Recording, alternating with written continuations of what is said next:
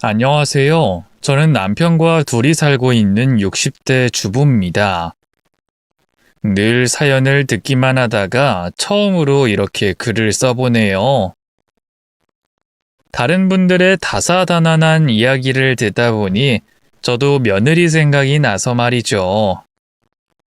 벌써 5년도 더 지난 일이지만 며느리한테 당했던 걸 생각하면 아직도 분통이 터져요. 심지어 그 순진해 보이는 얼굴 뒤에 저희 가족을 파멸로 몰아넣은 어마어마한 비밀까지 숨기고 있었죠. 도대체 어떤 사연인지 궁금하시죠? 지금부터 속 시원하게 썰을 풀어볼게요. 깜짝 놀랄 반전이 숨어 있으니 꼭 끝까지 들어주세요. 제 어린 시절은 평범 그 자체였어요. 농사 짓는 부모님 슬하에서 일남 삼녀 중 셋째로 태어났는데요. 예쁘기로 소문났던 언니들과 똑똑한 남동생에 비해 뭐 하나 특출난 게 없었죠. 그런 제가 부잣집 사모님이 될 수 있었던 건 순전히 남편을 잘 만난 덕분이었어요. 남편도 저처럼 평범한, 아니, 오히려 더 찢어지게 가난한 집에서 자랐는데요. 큰 돈을 벌겠다는 일념으로 상경해 부동산 사업에 뛰어들었다가 대박이 났죠. 그때부터 인생이 확 달라졌어요. 곰팡이 핀 옥탑방에서 살다가 고급 아파트로 이사를 갔고요. 버스비도 아까워서 어지간한 거리는 다 걸어 다니던 남편이 고급 외제차를 뽑았죠. 저도 장 보러 갈 때나 애들하고 어디 갈 때는 항상 택시를 이용했네요. 남편 사업 때문에 집에 찾아오는 사람들이 많아지면서 일손을 거들어줄 도우미 아주머니도 구했어요. 둘째 아들이 태어나면서부턴 남편이 육아에만 신경 쓰라면서 아예 입주 가사 도우미를 구해줬고요. 그런데 일을 부리는 사람과 같이 산다는 게 생각만큼 쉽지가 않더라고요. 나이가 좀 있으신 분들은 걸핏하면 살림에 참견을 했고요. 냉장고나 천장을 뒤져 음식을 말도 없이 먹는 경우도 많았어요. 그뿐이면 다행이게요. 고급 식기나 돈을 훔쳐가는 일도 왕왕 있었죠. 그렇다고 젊은 사람을 뽑아놓으면 일을 못하거나 금방 관두거나 둘 중 하나였네요. 제가 그렇게 까다로운 사람이 아니거든요. 오히려 무던한 편이라고 자부해요. 그런데 2년 동안 바꾼 도우미 아주머니들만 손가락에 꼽을 정도니 얼마나 힘들었는지 아시겠죠? 그래서 차라리 예전처럼 출퇴근하는 도우미 아주머니만 쓸까 고민할 때였어요. 남편 거래처 사장님 와이프분이 제 사정을 알고 물어물어 도우미 아주머니 한 명을 소개해 줬는데요. 다 좋은데 한 가지 흠이 있다 하더라고요. 이 아주머니가 일도 잘하고 성실하고 눈치도 빠르고 다 좋은데 딸린 혹이 하나 있어. 딸린 혹이요? 아, 그래. 남편이 사고로 죽고 딸이랑 둘이 살고 있거든. 아무래도 애가 딸려 있으니까 일구하기가 쉽지 않은가 봐. 아이, 가만. 박여사 아들만 둘이라고 했나? 둘째 낳은 지 얼마 안 됐지? 큰아들은 몇 살이야? 큰아들은 이제 6살 됐어요. 아이, 그래? 그 집 딸이 이제 5살이거든. 둘이 놀면 손도 덜겠네. 안 그래? 애들이 나이가 조금 더 많았으면 혹시라도 불미스러운 일이 생길까봐 고민했을 텐데 다들 아직 어린 애들이라 오히려 잘 됐다 싶었어요. 큰아들이 한창 기운이 넘칠 때라 저 혼자 감당하기가 너무 힘들었거든요. 또래 친구가 생기면 좀 낫지 않을까 했네요. 그래서 기꺼운 마음으로 그 아주머니를 집에 들였어요. 역시나 소개해준 사모님 말처럼 싹싹하니 일도 잘하고요. 제 살림이나 육아 방식에 대해서도 일절 간섭하지 않았죠. 또 필요한 말 외에는 잘 하지 않는 과묵한 타입이었는데 수다스러운 아주머니들에게 지쳐 있었기 때문에 오히려 그런 부분도 마음에 들었네요. 도우미 아주머니 딸에도 또래 애들답지 않게 조용하고 얌전해서 마음에 들었어요. 잘 울지도 않고요. 자기 엄마가 일한다는 걸 알면 얌전히 자기 방에서 책을 읽거나 색칠 공부를 하면서 놀더군요. 나중엔 비슷한 나이대인 큰아들과 친해져 둘이 잘 지내더라고요. 그때까지만 해도 그게 독이 될 줄은 꿈에도 몰랐는데 큰아들은 지 아빠를 닮아서일까요? 자라면 자랄수록 키도 점점 커지고 얼굴이 환해졌어요. 애아빠가 동네에서도 소문난 미남이었거든요. 둘째는 외탁을 해서 평범했는데 큰아들은 연예인해도 되겠다는 말을 종종 들을 만큼 잘생겨졌죠. 그래서 그런지 여자들에게 인기도 많았는데요. 문제는 이놈이 도통 연애엔 관심이 없다는 거였어요. 옛날엔 그게 공부에 방해도 안 되고 잘된 일이라고 생각했는데 아들이 대학을 졸업하고 회사에 들어간 뒤로도 도통 이성에 흥미가 없으니 걱정이 되더군요. 혹시 남자를 좋아하는 건 아닐까? 무성애자일까? 별의별 생각을 다 했네요. 보다 못한 남편은 주변 지인들을 수소문해 괜찮은 며느리감을 물색하기 시작했어요. 본인이 여자 만날 마음이 없다면 강제로라도 맞선을 보게 해 결혼시키려고 말이죠. 마침 괜찮은 집안의 처자 한 명을 소개받았는데요. 직업도 괜찮고 아들과 잘 어울릴 것 같더라고요. 그래서 하루 날을 잡고 퇴근한 아들에게 슬그머니 그 아가씨 사진을 내밀었는데 돌아온 대답은 너무나 충격적이었습니다. 엄마, 그리고 아버지, 저 사실은 만나는 사람이 있어요. 그 말에 놀란 것도 잠시 기쁜 마음이 들었어요. 그래? 만나는 사람이 있어? 근데 왜 말을 안 했어? 엄마는 네가 도통 여자에는 관심이 없는 줄 알고 걱정했잖아. 만난 진 얼마나 됐니? 뭐 하는 아가씨야? 사귄 진 이제 3개월 정도 됐고요. 엄마도 아는 사람이에요. 뭐? 아는 사람이라니? 잠시만요. 이제 나와도 돼, 영희야. 아들의 입에서 나온 이름에 입이 떡 벌어졌어요. 영희란 이름을 가진 여자는 제가 아는 여자 중에 딱 한 명. 바로 입주도우미 아주머니의 딸이었으니까요. 아니나 다를까 주방 쪽에 숨어있던 그 애가 슬그머니 거실로 나오더군요. 그리고는 제 아들 옆에 조심스럽게 서더라고요. 그 모습을 보고 있자니 억장이 무너지더군요. 지금 이게 대체 무슨... 그러니까 네가 만난다는 아가씨가 영이란 말이야? 네, 진작 말씀드리려고 했는데 죄송해요. 아니 어떻게 만날 여자가 없어서 이런 애... 그 애가 단순히 입주도우미 딸이라서 그런 게 아니었어요.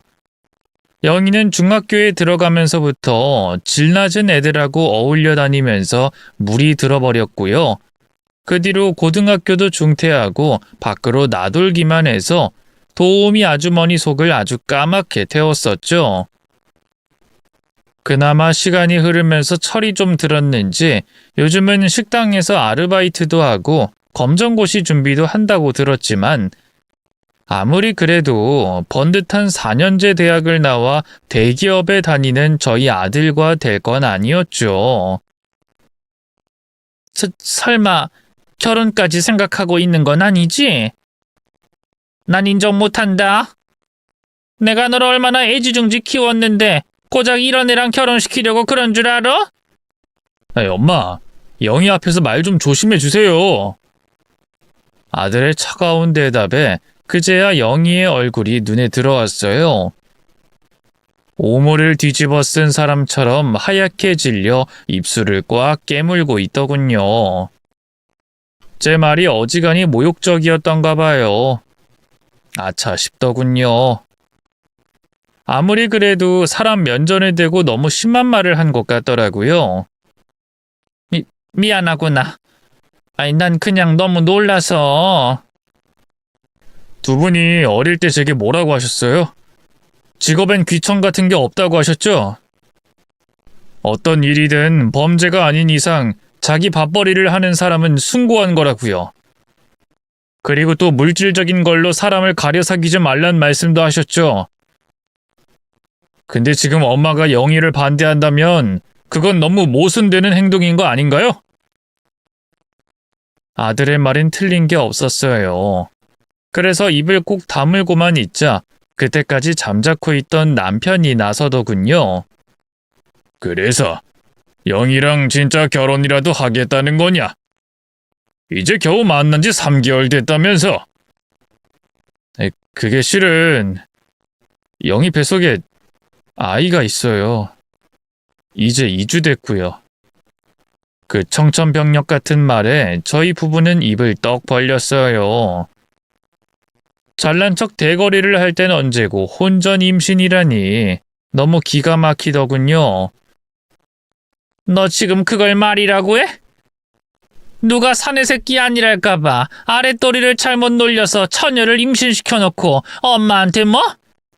모순되는 행동? 이 자식이 진짜! 그대로 아들에게 달려가 마구잡이로 등이며 얼굴을 때렸어요. 어릴 때 체벌하느라 회초리를 들었던 이후로 처음이었죠. 그러자 옆에 있던 영희가 그런 아들을 감싸더군요. 사모님, 제발 오빠는 때리지 마세요. 오빠는 잘못한 거 없어요. 제가 먼저 좋아한 거라고요. 차라리 저를 때리세요. 네?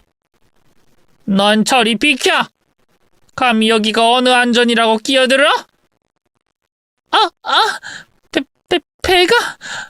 오빠, 나 배가 너무 아파. 그때였어요. 영희는 제가 민 적도 없는데 혼자 바닥으로 나동그러지더니 배를 감싸며 뒹굴기 시작했어요. 놀란 아들과 남편이 그런 영희를 부축했죠. 영희야, 괜찮아? 배가 어떻게 아픈데, 어? 몰라. 배가 찢어질 것 같아. 어떡해. 나 너무 무서워. 기다려. 지금 구급차 부를 테니까.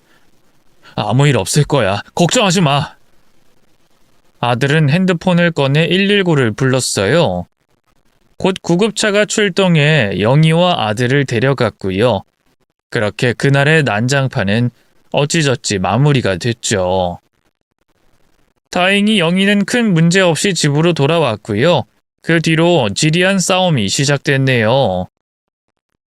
아들은 영희와 결혼시켜달라고 쫄랐고요. 저와 남편은 결코 허락할 수 없다고 버텼죠. 입주 도우미 아주머니도 이미 알고 있더군요. 자기 딸이 제 아들과 눈이 맞았다는 걸 말이죠.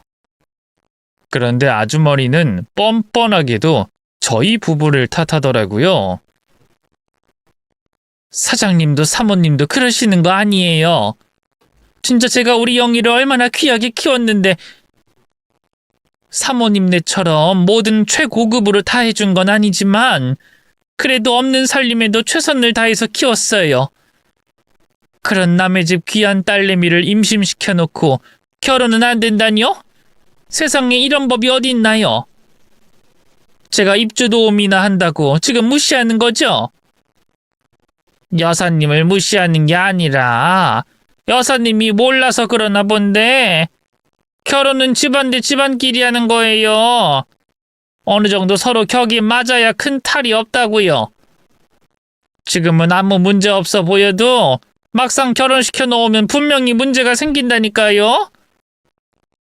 그럼 우리 영희 뱃속의 애는 어떻게 하고요? 설마 지우라는 건가요? 아유, 그건 그러니까. 남편도 저도 이미 생긴 생명을 지우라고 할 만큼 모질지는 못했어요. 그러니 애초에 이길 수 없는 싸움이었던 거죠. 결국 얼마 못 가 저희 부부는 아들의 결혼을 허락했고요. 배가 더 불러오기 전에 서둘러 식을 올렸답니다. 갖고 있던 건물 하나를 팔아 아들 회사 근처에 신혼집을 마련해줬어요. 합가를 고민해보기도 했지만 아무래도 며느리가 불편해할 것 같아서 말이죠. 도우미 아주머니, 아니 사부인도 신혼집 근처에 작은 빌라 하나를 얻어줬네요. 사돈 관계가 됐는데 더는 아랫사람으로 부릴 수 없는 노릇이었으니까요. 반면 며느리는 아무것도 해온 게 없었어요. 물론 그 집 사정을 뻔히 아니 대단한 걸 바란 건 아니지만 그래도 기본적인 혼수라도 좀 해오길 바랬는데 며느리는 알바해서 자기 생활비나 버는 게 고작이라 모아둔 돈이 한 푼도 없었고요. 사부인도 개모임에서 사기를 당하는 바람에 빈털터리가 됐다 하더군요. 속상했지만 좋은 게 좋은 거라고 그냥 넘겼어요. 돈이야 어차피 우리가 많으니까 아들 내외 둘이 그냥 예쁘게 잘 살면 그걸로 된 거라고 생각했죠. 아무래도 전에 관계가 있으니까 며느리가 시댁이 얼마나 불편하겠어요. 그래서 일부러 더 연락도 잘 안 하고 신혼집엔 집들이 때 딱 한 번 빼고는 찾아가지도 않았어요. 그런데 며느리가 임신한 지 석 달쯤 됐을까요? 사부인이 빙판길에 미끄러지면서 다리가 부러져 한동안 병원 신세를 지게 됐어요. 그러자 아들이 죽는 소리를 하더군요. 지금 영희가 입덧이 한창 심할 때거든요. 그나마 장모님이 와서 수발 들어주고 음식 해주고 가셔서 버틸 수 있었는데 요즘은 물도 잘 못 넘기고 계속 토만 해요. 며칠 전엔 병원 가서 수액까지 맞고 왔다니까요. 이러다 큰일 나는 거 아닐까 걱정돼 죽겠어요. 며느리 상태를 전해 들으니 저도 너무 걱정이 되더라고요. 그래서 며느리한테 전화해서 사부인 입원했다는 소식 들었다고 뭐 먹고 싶은 게 있으면 저한테 말하라고 했죠. 제가 다 해주겠다고요. 처음엔 꺼려하던 며느리도 힘들긴 힘들었는지 바로 먹고 싶은 걸 줄줄 말하더군요. 그래, 물김치랑 또 잡채. 아이, 눈치 보지 말고 다 말하렴. 내가 사부인만큼 음식 솜씨가 좋진 못해도 그동안 쭉 사부인 음식을 먹고 살았잖니. 그럴듯하게 흉내는 낼 수 있을 거야. 감사해요, 어머님. 염치 없지만 요즘 물 한 모금 넘기기가 힘들어서 정말 죽을 것 같거든요. 제가 아니라 뱃속에 손주가 먹는다 생각해 주세요. 아유, 그래. 미안해 말거라. 그 길로 바로 장을 봐서 며느리가 먹고 싶다는 음식을 손수 정성껏 만들었어요. 다행히 그동안 밥을 헛먹었던 건 아닌지 나름 사부인 손맛과 비슷하게 흉내를 낼 수 있었죠. 가져다 주니 며느리도 잘 먹더라고요.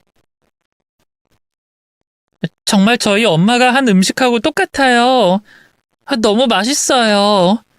아유, 그래? 다행이구나. 꼭꼭 씹어 먹거라. 먹고 싶은 게 있으면 또 얘기하고. 그 뒤로 며느리는 먹고 싶은 게 생기면 아들 통해서 제게 말을 전했어요. 그럼 저는 일주일에 한두 번 정도 몰아서 음식을 만든 다음에 아들 집으로 배달해 줬죠. 택배를 붙이거나 아들을 시킬 수도 있었지만 가급적이면 제가 직접 갔어요. 간 김에 며느리 얼굴도 보고 대화도 나누고 나름 친해지는 과정이라고 생각했거든요. 그런데 며느리 입장에선 그게 부담스러웠던가 봐요. 어느 날 아들이 제게 조심스럽게 그러더군요. 엄마, 그 반찬 말이에요. 그 만들어주는 건 감사한데 그냥 제가 퇴근하고 와서 가져가면 안 될까요? 엄마 힘들기도 할 거고. 너 매일 회사에서 열심히 일하는데 어떻게 반찬 배달까지 시키니? 그냥 엄마가 지금처럼 할게. 엄마 하나도 안 힘들어. 아니, 그게 실은 그 영희가 너무 불편해해서요. 스트레스 때문에 애도 잘 안 크는 것 같고. 아들의 말에 서운했지만 그래도 며느리의 입장이 이해가 안 가는 건 아니었어요. 그렇다고 매일 힘들게 일하는 아들을 시키기도 못해서 아들 집 아파트 경비실에 놓고 갈 테니 나중에 퇴근할 때 찾아가라고 했죠. 아들도 좋다고 하더군요. 그 뒤로 반찬을 만들 때마다 아들이 사는 아파트 경비실에 맡겨뒀어요. 자연스럽게 경비 아저씨와도 안면을 트게 됐는데요. 거의 제 아버지 뻘인 분이었는데 괜히 수고스럽게 하는 것 같아서 신경이 쓰이더라고요. 그래서 만드는 김에 넉넉하게 만들어 따로 경비 아저씨도 챙겨드렸네요. 명절이나 특별한 날엔 과일 바구니 같은 걸 선물로 드리기도 하고요. 그때마다 경비 아저씨는 참 고마워하셨네요. 아유, 잘 먹을게요. 아이, 모전자전이라고 아드님도 성품이 참 바르던데 이 늙은이 볼 때마다 꼬박꼬박 인사도 해주고 무거운 거 나를 때 만나면 도와도 주고요. 요즘 그런 젊은이들 진짜 없거든요. 경비원이라고 하면 무시부터 하고 보는 인간들이 태반이라. 아유, 그런 사람들이 잘못된 거죠. 그런 인간들은 그냥 무시하세요. 앞으로도 저희 아들이랑 며느리 잘 부탁드립니다. 아이, 네네, 걱정 마세요. 그렇게 경비 아저씨와도 남다른 친분을 쌓아가던 어느 날이었어요. 그날도 평소처럼 경비실에 반찬을 맡기고 돌아섰는데 앞불싸 제가 그만 얼음팩을 깜빡한 거예요. 무더위가 한창이던 때라 아들이 올 때까지 그냥 뒀다간 반찬이 다 상할 것 같더군요. 그래서 고민하다가 반찬을 직접 들고 아들 집으로 올라갔어요. 띵동 초인종을 누르니 며느리가 얼떨떨한 표정으로 저를 맞이해 주더군요. 어머님이 여기까진 어쩐 일로... 아유, 그게... 내가 오늘은 얼음팩을 깜빡해서 말이다. 반찬이 상할까봐 갖고 올라왔어. 냉장고에만 넣어두고 얼른 가마. 그럼 잠시만요. 아주머니. 며느리는 혼자가 아니었어요. 어느새 일하는 아주머니를 쓰고 있더군요. 며느리의 부름에 일하는 아주머니가 후다닥 달려와 제 손에 들린 반찬을 받아갔어요. 그러자 며느리가 바로 저를 현관으로 안내하더군요. 빨리 나가라 이거였죠. 불청객이 된 느낌에 기분이 좀 상하더라고요. 그렇다고 대놓고 얘기할 수도 없어서 화제를 찾다가 가사 도우미 얘기를 꺼냈네요. 도우미 아주머니 쓰는 거니? 네. 제가 몸이 이래서 집안일이 너무 힘들어서 그이가 쓰라고 했어요. 아들이 아무리 대기업에 다닌다고 해도 월급쟁이잖아요.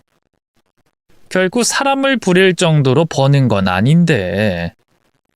어쩐지 최근 들어 남편에게 아들이 자주 손을 벌린다 싶었거든요. 다 이유가 있었던 거더라고요. 그뿐만이 아니었어요.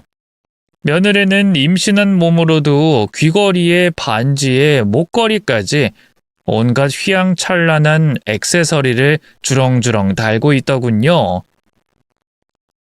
심지어 입고 있는 실내복과 실내화도 모두 최고급품이었어요.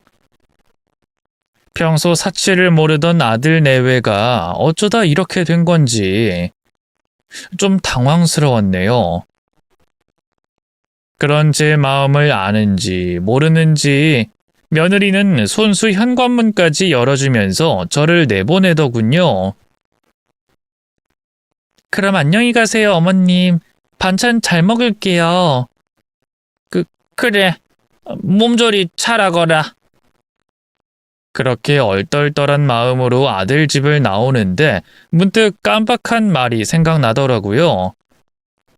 총각김치가 아직 덜 익어서 냉장고가 아니라 실온에 두라고 했어야 하는데 바로 다시 아들 집으로 올라갔는데요.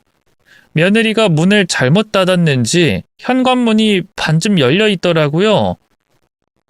그리고 그 문틈 너머로 며느리의 짜증스러운 목소리가 흘러나왔어요. 엄마라고 부르는 걸 보니 사부인과 통화하는 것 같았죠? 그래, 엄마도 봤어야 하는데. 이 더위에 땀을 뻘뻘 흘리면서 반찬을 이고 왔다니까? 어찌나 꼴좋단지. 우리가 그 집에서 더부살이 할 땐 어디 상상이나 했어? 천하의 그 사모님이 내 반찬이나 해다 바치는 신세가 되다니. 너무 속이 후련해. 며느리의 목소리는 기이한 악의로 번뜩이고 있었어요. 너무나 충격적이었죠. 며느리가 아들과 결혼한다고 했을 때 잠깐 반대하긴 했어도 그 전까지 정말 사부인에게도 며느리에게도 잘해주려고 노력했거든요. 월급도 시세보다 더 챙겨준 건 물론이고요. 저희 아이들 옷이나 물건을 살 때 꼭 며느리 것까지 같이 사서 선물하곤 했어요. 어린 마음에 혹시라도 속상해 할까 봐요. 나름 고용주로서 최선을 다했다고 생각했는데 며느리와 사부인에겐 그게 조금도 전해지지 않은 모양이더군요. 사실 입덧 끝난 지 꽤 됐거든? 그 여자가 해다 준 반찬 대부분 먹지도 않고 그냥 버려. 근데 일부러 말 안 하는 거야. 계속 고생시키려고. 그동안 그 여자는 단순히 남편 하나 잘 만나서 엄마한테 이래라 저래라 얼마나 부려먹었어. 엄마가 해준 따순 밥을 그냥 처먹기만 한 게 벌써 몇십 년이냐고. 두고 봐. 앞으로도 더 알게 모르게 복수해 줄 거니까. 엄마도 그냥 편하게 있어. 내가 또 연락할게. 며느리가 전화 끊는 소리가 나서 서둘러 그 집을 나왔어요. 너무 큰 충격을 받아서일까요? 차마 들어가서 따질 용기도 안 나더라고요. 그 뒤로 몸이 안 좋다는 핑계를 대고 며느리 집에 더는 반찬 배달을 하지 않았어요. 그 사이에도 아들은 자꾸만 남편에게 연락해 돈을 받아갔는데요. 단순히 며느리의 사치 때문이라고 하기엔 그 액수가 너무 크더라고요. 그래서 하루는 퇴근한 아들을 불러 따져 물었죠. 어물어물하던 아들은 너무나 충격적인 말을 하더군요. 사실은 장모님이 일을 안 한 지 꽤 됐잖아요. 노후 준비는커녕 당장 생활비도 없으셔서 제가 따로 좀 보태드리고 있어요. 이번에 퇴원 기념으로 친구분들하고 여행을 간다는데 사위 체면에 안 보내드리기가 좀 그래서. 알고 보니 아들은 결혼한 이후 쭉 사부인의 생활비까지 책임지고 있었어요.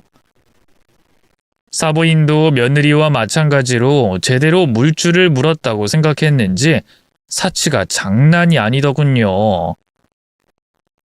허구한 날 백화점에서 신상 옷과 가방을 사들인 건 물론이고요. 온갖 병원 투어에 여행까지 많게는 한 달에 1,000만 원 넘게 쓴 적도 있더군요. 그걸 월급쟁이 아들 혼자 어떻게 감당을 하겠어요. 자연스레 저희에게까지 손을 벌렸던 거였죠. 이건 좀 아니다 싶더라고요. 그래서 아들에게 딱 잘라 말했네요. 그래서 지금 사부인이랑 며느리에 사치 부리는 돈을 우리한테 내놓으라는 거니? 애초에 네가 걔를 임신시켰고 책임지고 싶다고 해서 결혼한 건데 왜 그 책임을 우리에게까지 돌려? 우린 더 못 도와주니까 앞으로 너 알아서 해라. 엄마 말씀이 맞아요. 죄송해요. 앞으로는 다시는 손 벌리지 않을게요. 아들은 제 말에 정신을 차렸는지 아무 말도 못하더라고요. 가슴이 아팠지만 그런 아들을 모질게 돌려보냈고요. 그 뒤로 한동안 연락을 끊고 살았네요. 하지만 그것도 얼마 가지 못했어요. 몇 달 뒤 며느리가 떡두꺼비 같은 아들을 출산했거든요. 손주가 예뻐봤자라고 생각했는데 정말 너무너무 사랑스럽더라고요. 그런 손주를 낳아준 며느리한테도 너무 고마웠죠. 며느리는 영악하게도 그 기회를 놓치지 않았어요. 언젠가부터 뭐가 필요할 때마다 손주를 내세우기 시작했죠. 어머님, 그이는 둘째도 갖고 싶은 눈치던데 제가 몸이 많이 약해져서요. 보약 같은 걸 좀 먹어볼까 하는데. 아시잖아요. 그이 월급 뻔한 거. 좀 도와주시면 안 될까요? 보약?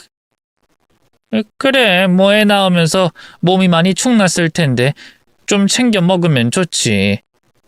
얼마나 보내주면 되니? 한 300만 원 정도요?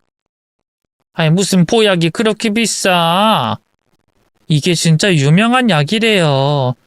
저 말고 그이도 챙겨 먹이려고요.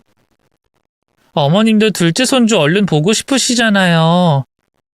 그리고 우리 진우도 시장 싸구려 옷 말고 백화점 옷 입히고 싶단 말이에요. 어머님 손주인데 당연한 거 아니에요? 매사가 그런 식이었어요. 그땐 몰랐지만 나중에 알고 보니 그렇게 뜯어낸 돈으로 보약이나 손주 옷은커녕 명품백이나 자기 옷을 샀더군요. 전 그것도 모르고 며느리가 달라는 대로 돈을 줬고요. 육아가 힘들다는 소리에 따로 베이비시터까지 고용해줬네요. 그러던 어느 날이었어요. 그쯤 며느리는 산후조리원 동기들과 자주 모임을 가졌어요. 그때부터 정보 교환을 해둬야 애를 잘 키울 수 있다나요? 그날도 모임 때문에 나가봐야 하는데 하필이면 베이비시터가 일이 생겼다고 하더군요. 그래서 모처럼 만에 제가 대신 손주를 봐주기로 했어요. 뭐 겸사겸사 아들 내외 먹을 반찬도 만들었죠. 옛날 생각이 나서 다른 건 몰라도 반찬만큼은 절대 안 해주려고 했는데 아들이 자꾸만 제가 해준 음식이 먹고 싶다고 우는 소리를 하더라고요. 모처럼 만든 김에 경비 아저씨까지 챙겨주려고 넉넉하게 만들었어요. 그리고 오랜만에 경비실에 들러 아저씨에게 반찬을 내밀었죠. 그런데 아저씨는 반가운 표정으로 저를 맞이해 주던 것도 잠시 자꾸 제 눈치를 보더라고요. 선생님, 뭐 저한테 할 말 있으세요? 아유, 아닙니다. 할 말은요 무슨.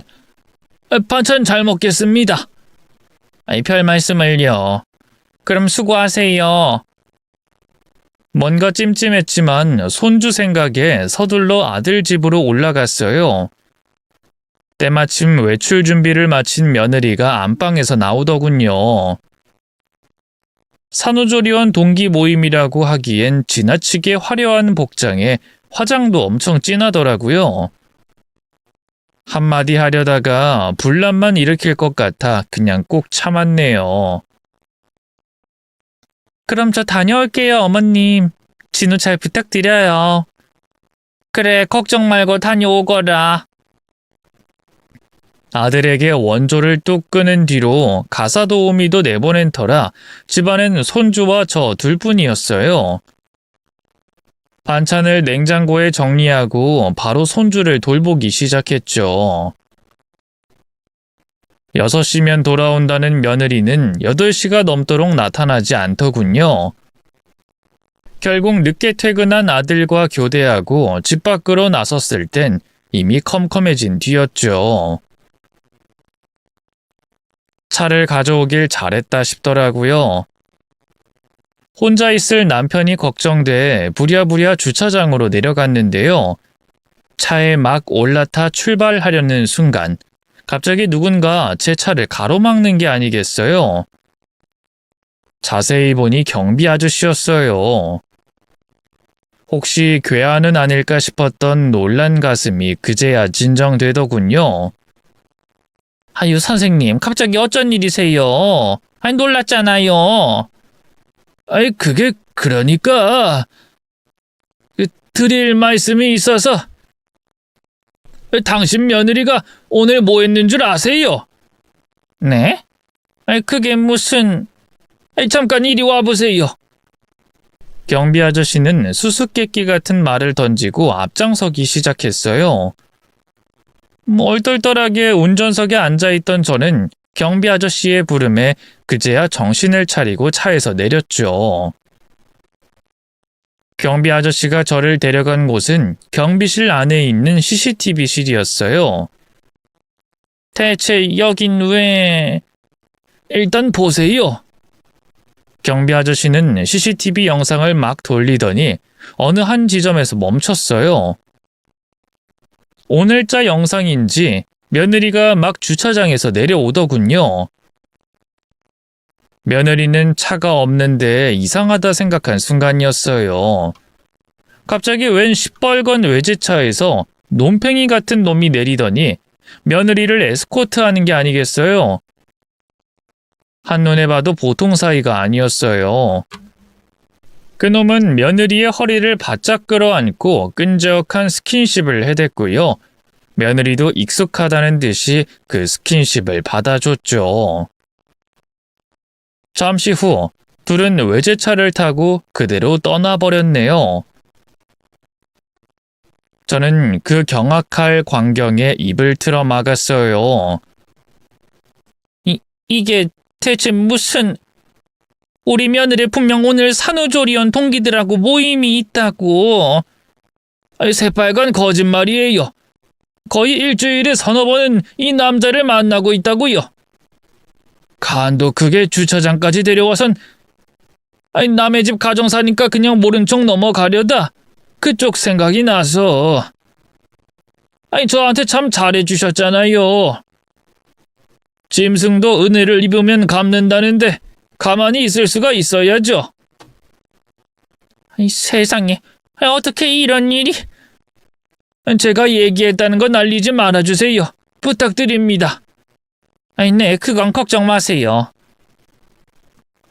그대로 집으로 돌아가 아들에게 이 사실을 알리려던 저는 마음에 고쳐먹었어요.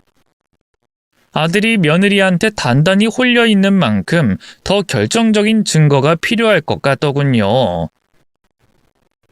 나중에 며느리한테 따져 물을 때도 CCTV 영상을 쓰면 경비 아저씨가 알려줬다는 게 노출될 위험이 있었죠. 선생님, 이 남자 자주 온다고 했죠? 네, 요즘은 못해도 일주일에 2-3번은 옵니다. 그럼 다음에 또 오면 제게 좀 알려주실 수 있을까요? 경비 아저씨에게 제 계획을 설명하고 부탁드렸어요. 다행히 도와주겠다고 하시더군요. 기다림의 시간은 길지 않았어요.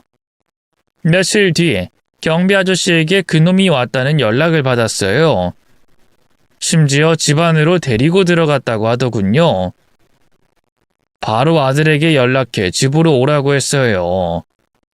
영문을 몰라 하던 아들에게 마침내 며느리의 불륜 사실을 알렸죠. 역시나 아들은 믿으려고 하지 않더군요. 엄마가 뭔가 잘못 안 거겠죠. 영희 걔가 그럴 애가 아니에요.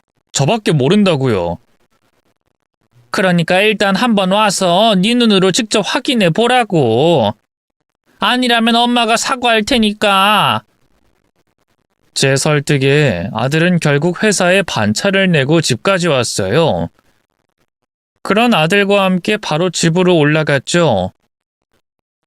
아들은 떨리는 손으로 현관 비밀번호를 눌렀어요. 그리고 최대한 조용히 문을 열고 안으로 들어갔죠. 아니나 다를까 현관엔 처음 보는 커다란 운동화가 놓여 있더군요. 충격에 빠진 것도 잠시 안방 쪽에서 깨르르 웃는 며느리의 목소리가 넘어왔어요. 낮은 남자의 목소리도 함께였죠. 그 순간 아들과 제 시선이 동시에 맞부딪혔고요. 저희들은 약속이나 한 것처럼 까치발로 살금살금 안방을 향해 다가갔네요. 다행히 안방은 굳게 잠겨있지 않고 살짝 열려 있었는데요. 살그머니 문틈에 눈을 가져다 대자 너무나 충격적인 광경이 펼쳐졌습니다. 글쎄 며느리가 덩치 커다란 남자와 찰싹 붙어 진득한 스킨십을 나누고 있는 게 아니겠어요? CCTV에서 본 바로 그 남자였죠. 경비 아저씨에게 얘기를 들었을 때부터 어느 정도 예상하고 있던 일이었지만 막상 두 눈으로 보게 되자 온몸이 석고상처럼 굳어버렸어요. 그건 아들도 마찬가지였는지 한동안 아무 말도 없더군요. 그 사이 두 년놈은 아주 화끈하게 일을 치렀고요. 그 상간남은 익숙하다는 듯이 아들의 자리에 누워 담배를 피더군요. 아이 참, 내가 여기선 담배 피우지 말라고 했잖아. 남편이 눈치챌 수도 있단 말이야. 그 병신 새끼가 눈치채면 뭐 어쩌겠어. 엉엉 울면서 지 엄마한테 달려가기밖에 더 하겠어? 그리고 그 새끼 어차피 언젠간 내 손에 죽을 목숨이야. 조금만 수틀리면 끽 없애버리면 된다고. 말했잖아, 아직은 아니라고. 놓친 애들 유산 물려받을 때까지는 안 돼. 그래야 그 인간 죽고 나서 전 재산을 우리 진우가 물려받을 거 아니야. 알지, 알아. 그래서 지금 천하의 박용식이가 이렇게 뒤에서 몰래 널 만나고 있는 거 아니야. 여자를 두셋 끼고 살아도 모자랄 판에 사내 새끼가 돼서 개집에 첩질이나 하고 있다니. 자기도 참 무슨 말을 그렇게 해. 나한텐 자기밖에 없다는 거 알잖아. 처음엔 두 년놈이 무슨 말을 하고 있는 건지 몰랐어요. 하지만 자세히 들어보니 글쎄 둘이서 언젠가 제 아들을 죽이고 재산을 독차지할 꿈을 꾸고 있더군요. 그걸 깨달은 순간 분노로 온몸이 덜덜 떨렸어요. 바람을 피운 것도 모자라 아들의 목숨까지 노리다니. 저도 모르게 안방으로 뛰어들어 난장을 피우려고 했는데요. 그걸 눈치챈 아들이 제 어깨를 잡더라고요. 잠깐만요, 엄마. 아직 아니에요. 자세히 보니 어느새 아들은 품에서 핸드폰을 꺼내 두 년놈의 대화를 녹음하고 있었어요. 새삼 아들의 침착함과 현명함에 감탄이 나오더군요. 재판을 할 때 증거만큼 중요한 게 없으니까요. 저희 모자는 그 뒤로도 한참을 문 뒤에 몸을 숨긴 채 며느리와 상간남의 대화를 녹음했어요. 그리고 같이 붙어 먹고 있는 사진도 몇 장 찍었죠. 아파트 CCTV 화면을 증거로 이용할 수도 있었겠지만 그랬다가는 저희를 도와준 경비 아저씨에게 피해가 갈지도 모르니까요.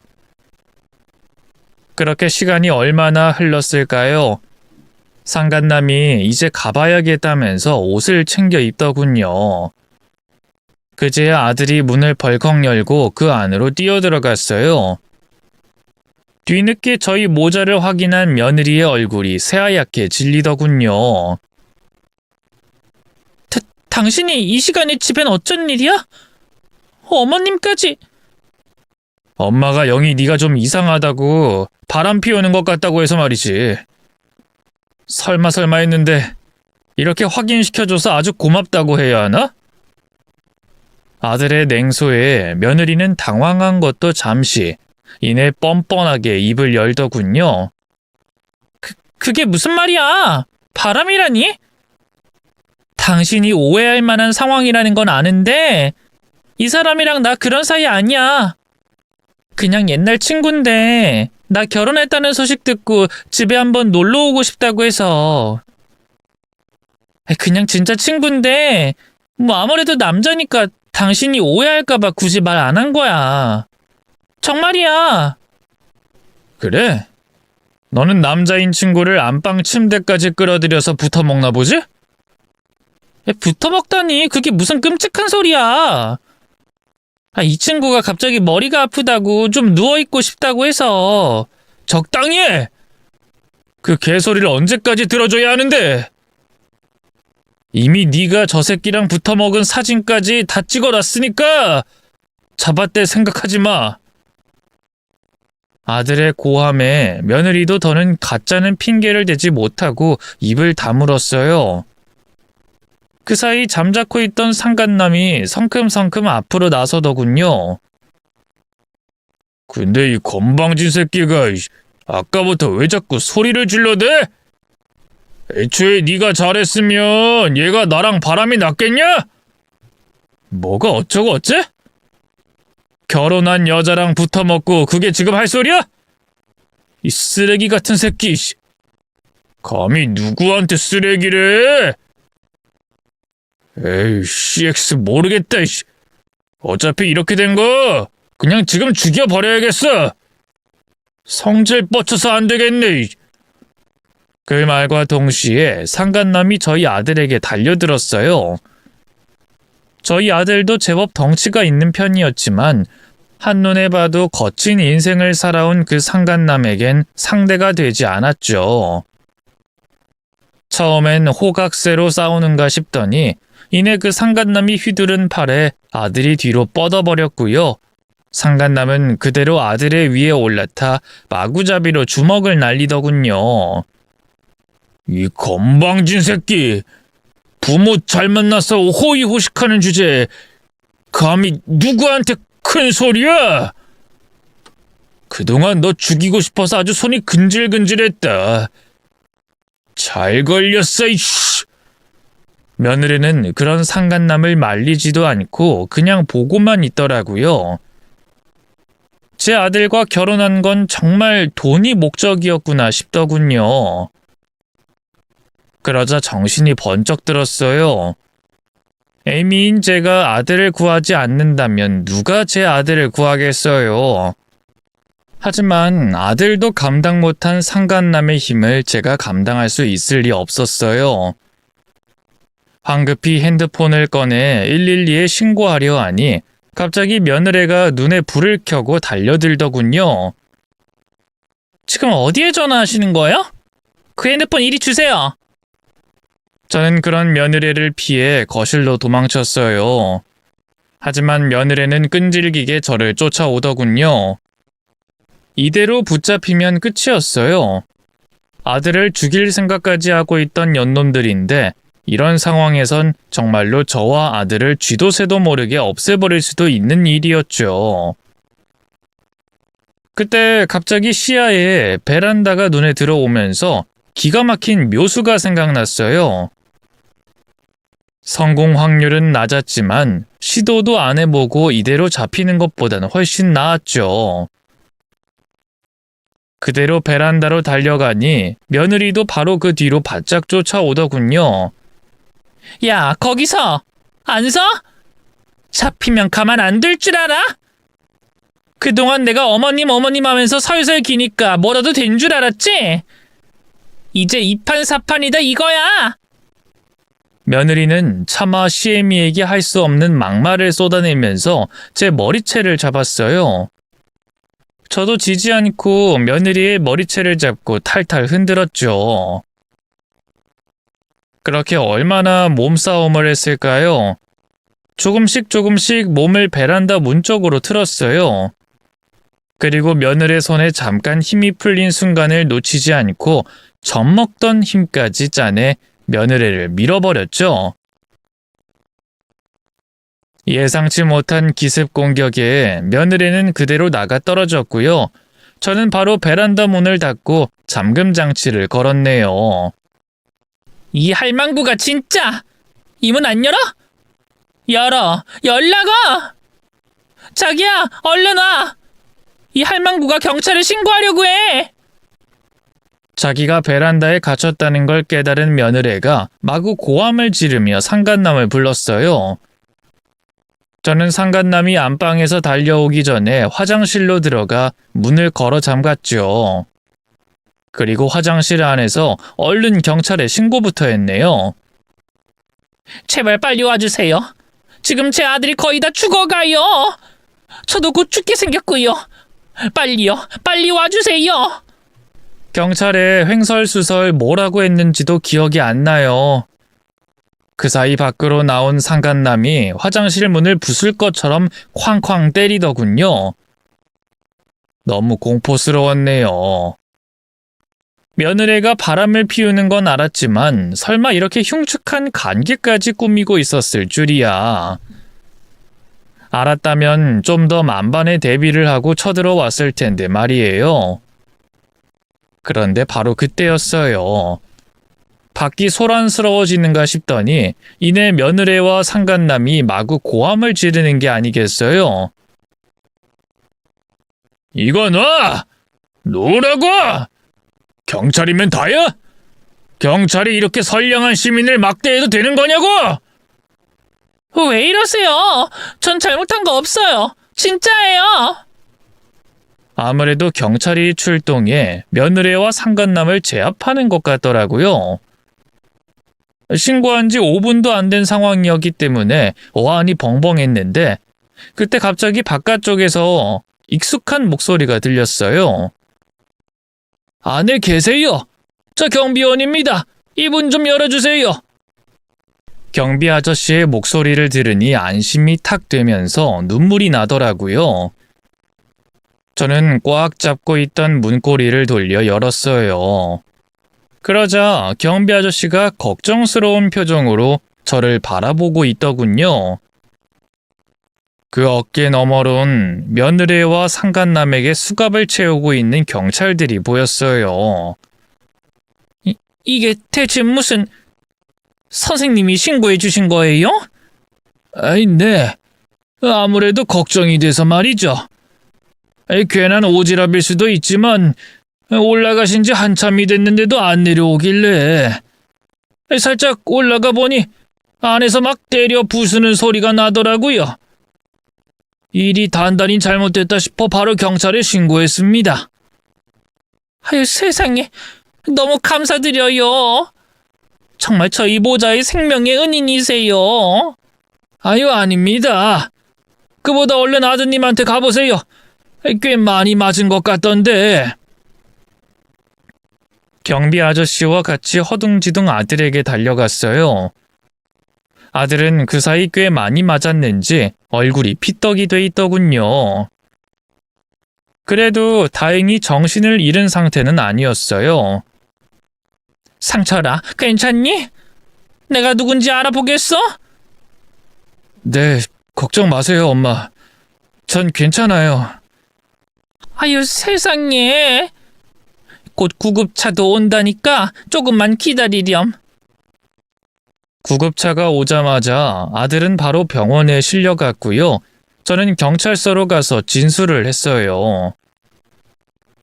사건의 자초지종을 다 설명하고요. 증거로 아들의 핸드폰에 찍어둔 영상과 사진을 제출했죠. 결국 두 년놈은 유치장에 갇혀 재판을 기다리는 신세가 됐어요.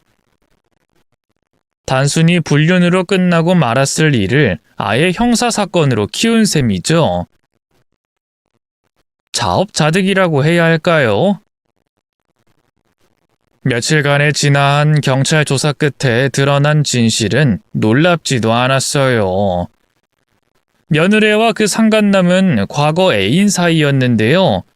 며느리가 저희 아들과 결혼한 뒤로도 꾸준히 불륜을 해왔더군요. 이혼하고 떳떳하게 만나지 않은 이유는 간단했어요. 바로 저희 집안의 돈 때문이었죠. 저희 부부가 죽는 걸 기다렸다가 유산을 상속받으면 바로 아들을 죽이고 집안 재산을 전부 가로챌 속셈이었더라고요. 며느리가 감추고 있던 끔찍한 비밀은 거기서 끝이 아니었어요. 며느리의 외도를 알게 되자 어쩔 수 없이 손주도 의심의 눈초리로 보게 되더라고요. 결국 아들을 설득해 친자 검사를 했는데요. 결과는 너무나 충격적이었습니다. 맞아요. 손주는 저희 강씨 가문의 핏줄이 아니었어요. 그 상간남의 애였죠. 다른 건 몰라도 씨를 속인 건 정말 용서할 수가 없더라고요. 그래서 처음으로 유치장에 갇힌 며느리의 얼굴을 때리고 머리끄덩이를 잡았네요. 너 인연! 네가 제정신이야? 다른 남자랑 붙어먹은 것도 모자라서 뻐꾸기 짓을 해? 어머님, 용서해 주세요. 저도 정말 몰랐어요. 당연히 그이 아이일 거라고 생각했다고요. 거짓말하지 마! 내가 애를 안 낳아본 것도 아니고 잠자리 가진 시기랑 개월수를 따져보면 다 나오는데 넌 다 알면서도 의도적으로 우리 아들을 선택한 거야. 우리 집 재산이 탐이 나서.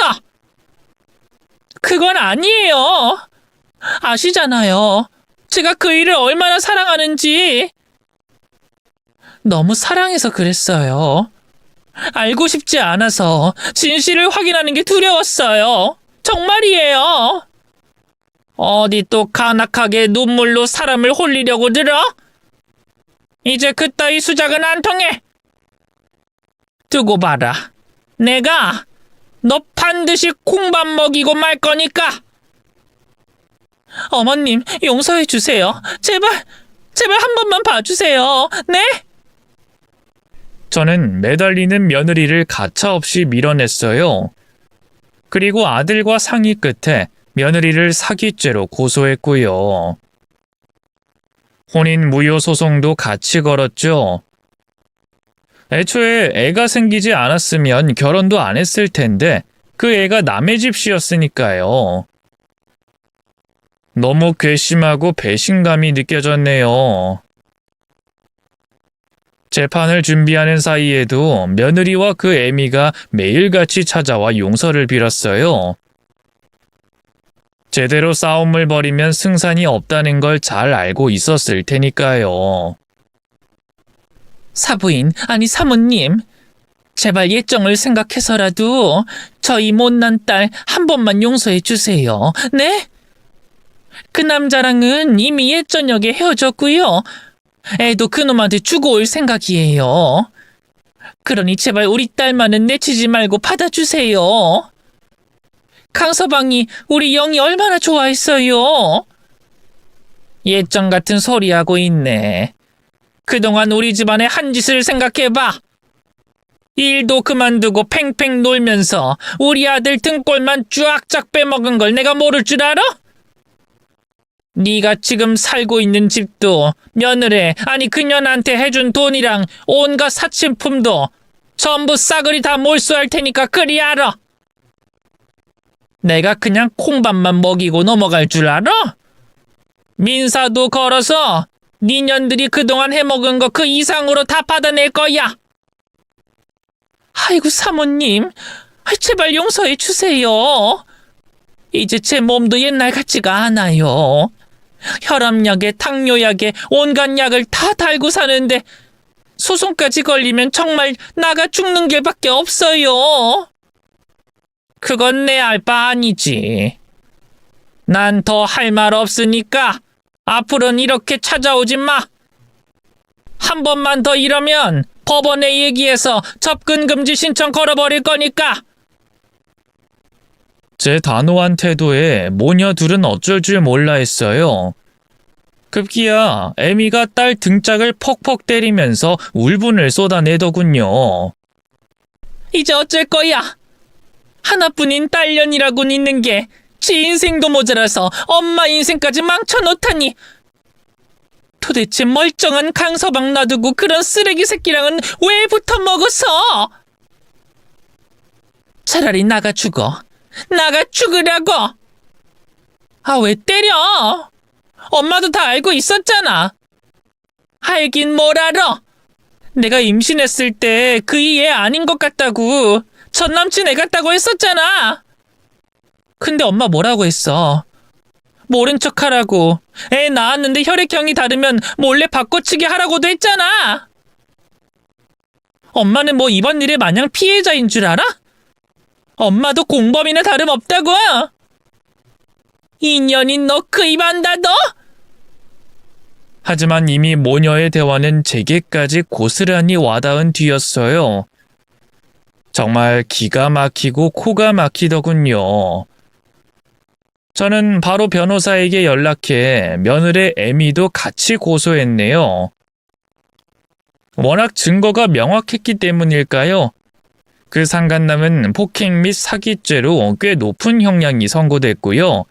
며느리와 그 에미 역시 실형을 선고받았어요. 물론 꽤 높은 금액의 위자료도 뱉어내야 했습니다. 혼인 취소 또한 이루어졌죠. 아예 무효였다면 좋았겠지만 무효는 당사자 간에 아예 결혼 협의가 없었을 때만 가능하다고 하더군요. 그래서 취소보다 무효를 받아내는 게 훨씬 힘든 일이라고요. 그래도 취소된 게 어디냐 싶어 감사한 마음으로 결과를 받아들였어요. 아들 역시 마찬가지였고요. 또 며느리와 간통한 그 상간남에게도 따로 소송을 걸어 위자료를 두둑하게 뜯어냈답니다. 그놈은 변변한 직업도 없이 여자 등골이나 빼먹고 사는 쓰레기 같은 놈이었는데요. 위자료 낼 돈도 없어 그 부모가 유일하게 하나 갖고 있던 집을 팔아 마련해 줬다더군요. 똑같이 자식 둔 부모 입장에서 죄책감이 든 것도 사실이지만 어쨌든 자식 잘못 키운 죄를 받는 거라 생각하고 그냥 무시하기로 했습니다. 어쨌든 피해자는 제 아들이었으니까요. 아들이 입은 물질적 손해와 정신적 충격 등을 따진다면 가해자들이 지은 죄에 비해 너무 가벼운 처벌을 받았다는 생각이 들었어요. 그래서 그 울분과 억울함 때문에 한동안 많이 힘들었는데요. 하늘이 그런 저를 안쓰럽게 여긴 걸까요? 아니면 인과응보라는 게 정말 있는 걸까요? 그 뒤로 전 며느리와 그 애미 그리고 상간남의 인생은 완전히 진창으로 처박혔어요. 며느리는 아이 때문에 결국 그 상간남과 살림을 합친 모양인데요. 상간남은 여전히 정신을 못 차리고 허구한 날 술만 퍼마시고 노름만 하며 허송세월을 보냈나 봐요. 심지어 간경화로 알코올 중독까지 걸려 며느리가 간도 떼줬다 하더군요. 술을 끊겠다는 말을 믿고 그렇게 해준 모양인데 개가 똥을 끊지 어떻게 술꾼이 술을 끊겠어요. 결국 상간남은 또 간경화가 재발했고요. 그 일을 계기로 둘이 갈라섰다 하더군요. 그 뒤로 한동안 소식을 모르고 살았는데요. 최근에 공통 지인에게 근황을 전해 들었어요. 상간남은 간암으로 몇 년 전 세상을 떠났고요. 며느리는 직업 소개소를 전전하면서 힘들게 살고 있다 하더군요. 그 애미는 풍에 걸려 몸져 누워있다 하대요. 씁쓸한 마음이 드는 것도 사실이지만 이제 남보다 못한 사이가 된 만큼 더는 신경 쓰지 않으려고 합니다. 아, 저희 모자를 도와준 경비 아저씨에게도 톡톡하게 살해했어요. 현금은 한 사코 안 받겠다고 하셔서 어떻게 할까 고민하다가 갖고 있던 건물에 가게를 하나 차려드렸죠. 전에 지나가는 말로 음식점을 운영했었다는 말을 하신 적이 있거든요. 근데 경기가 어려워지면서 결국 폐업했고 어떻게든 먹고 살기 위해 경비 일을 하게 된 거라고 말이죠. 사실 경비 일이 아무래도 입주민들 갑질 문제도 있고 밤도 새야 하고 연로한 몸으로 쉽게 할 수 있는 일은 아니잖아요. 자기가 뭘 한 게 있냐고 정말 괜찮다고 극구 사양하셔서 결국 경비 아저씨 가족분들에게까지 찾아가 설득해달라고 부탁드렸답니다. 다행히 아내의 설득으로 경비 아저씨도 마음을 돌리셨고요. 지금은 부부 둘이서 작게 음식점을 운영하면서 잘 살고 계세요. 아들도 이혼 후 잘 살고 있어요. 좋은 여자를 만나 재혼도 했는데요. 새 며느리는 전 며느리와 달리 가정적이고 정숙한 아이예요. 아들의 과거를 알고도 너른 마음으로 품어준 저희에겐 은인이나 다름없는 사람이죠. 그토록 바라던 손주도 둘이나 안겨줬답니다. 첫째는 아들이고 둘째는 딸인데 둘 다 얼마나 예쁘고 사랑스러운지 몰라요. 맘 같아선 매일 찾아가 손주들을 보고 싶지만 혹시라도 며느리가 불편해할까봐 꾹 참고 있었는데요. 그런 제 마음을 아는지 며느리가 아예 현관 비번까지 알려주면서 언제든 오라고 하더라고요. 며느리가 사부인이 일찍 돌아가셔서 저를 엄마 부르며 친딸처럼 잘 따르거든요. 저도 그런 며느리를 보고 있자면 마음이 애틋해져서 친딸처럼 잘 해주려고 많이 노력하고 있답니다. 오늘은 오랜만에 고부 둘이 쇼핑을 가기로 했는데요. 며느리의 생일이 얼마 안 남아서 예쁜 코트 한 벌 사주려고요. 워낙 저한테 잘하니까 뭘 요구하지 않아도 저절로 지갑이 열리는 거 있죠? 오늘 이렇게 지나한 과거를 글로 옮기고 나니 새삼 며느리에게 더 잘해줘야겠다는 생각이 드네요. 긴 얘기 들어주셔서 감사합니다. 모두 건강하세요.